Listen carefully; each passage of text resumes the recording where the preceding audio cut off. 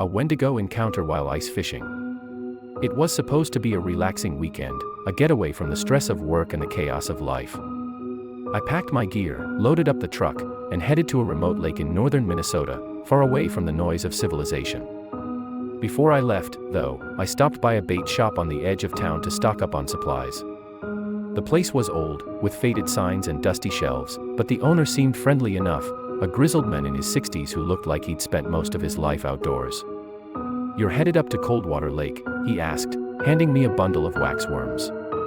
"Yeah," I replied, trying to match his casual tone. He paused for a moment, his weathered face tightening. "Be careful out there. It's not just the cold you've got to watch for." I laughed nervously, thinking he was referring to thin ice or maybe bears. "What do you mean?" He leaned in closer, lowering his voice like he didn't want anyone else to hear. "Strange things happen up there. People hear sounds, see things. Folks around here don't like to talk about it, but you do well to keep your eyes open and your fire burning." I chuckled awkwardly, brushing it off as local superstition. But I wasn't worried. I'd ice fished a dozen times before and thought I knew the dangers.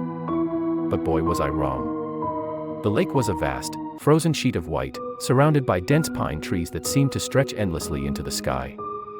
I set up my tent in the middle of the lake, drilled a hole in the ice, and settled in for what I hoped would be a peaceful day of fishing.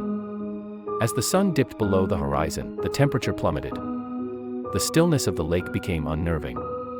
No wind, no sounds, just silence. It was as if the world had been put on mute. That's when I heard it. A faint, distant scream. It wasn't the howl of a wolf or the cry of an owl. It was human, but not quite. A wail that carried pain, hunger, and something primal. I froze, my breath fogging the air as I strained to listen. The sound came again, closer this time, echoing across the icy expanse. I told myself it was just the wind, but deep down, I knew better. The ice beneath me groaned and cracked, a sound every ice fisherman fears. But this wasn't the natural settling of the ice.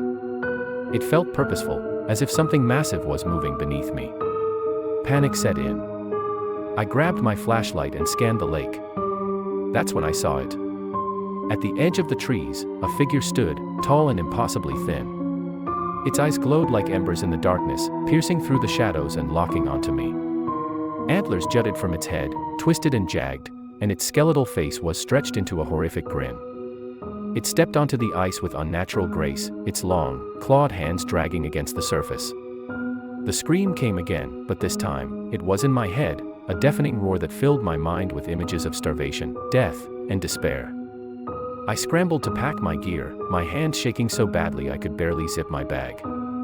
The creature moved closer, its body convulsing as if it were struggling to contain itself. Its teeth, jagged and yellow, gnashed together in anticipation.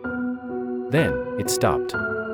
It tilted its head, as if studying me, and let out a guttural hiss that sent chills down my spine. Without thinking, I grabbed the propane heater and hurled it toward the beast.